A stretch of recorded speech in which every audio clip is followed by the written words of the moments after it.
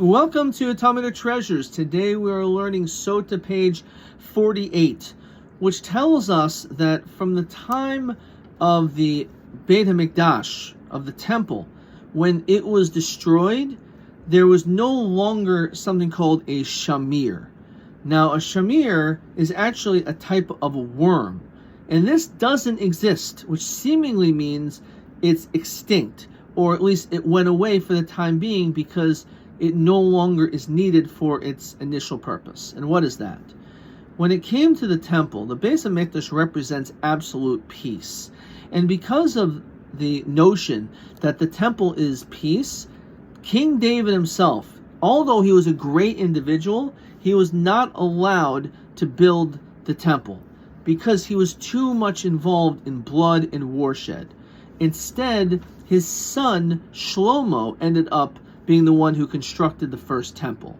Now it's interesting, the name Shlomo, the root, comes from the word peace, shalom, because that is what is represented when we look at the temple. And therefore, for that reason, according to this opinion, the entirety of its construction, or at the very least the altar, was not allowed to be constructed with metal tools, because the metal tools represent war and bloodshed. So by using knives to cut through stones, so those same knives remind us of violence. And therefore, the whole notion of the construction of the temple could not be done that way.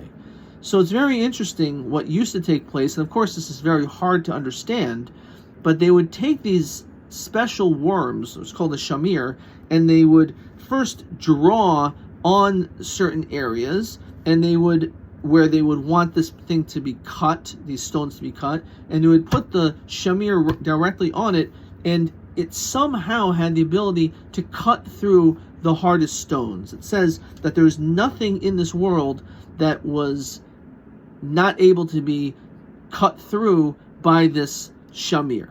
So the first thing that we see from here, again, is the notion that the temple represents absolute peace. So much so that we wouldn't even want to use anything in its construction which could be used for anything violent, again, knives, blades, anything sharp like that. Therefore, God actually created this special, unusual thing that has the capacity to break through stones, even though it's something which is very hard to even fathom.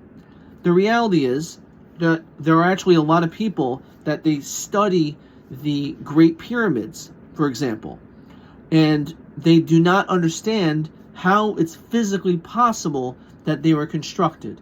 And some people actually conclude that there was certain technology somehow that existed then that doesn't exist today.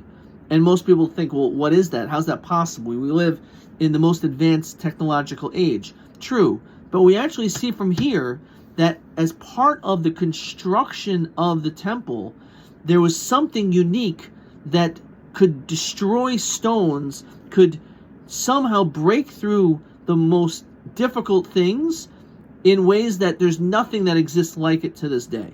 So it's a very interesting hypothesis to recognize also when it came to, for example, the Great Pyramid, that perhaps they did have technology, they did have certain things that we simply don't have, just like, for example, this shamir.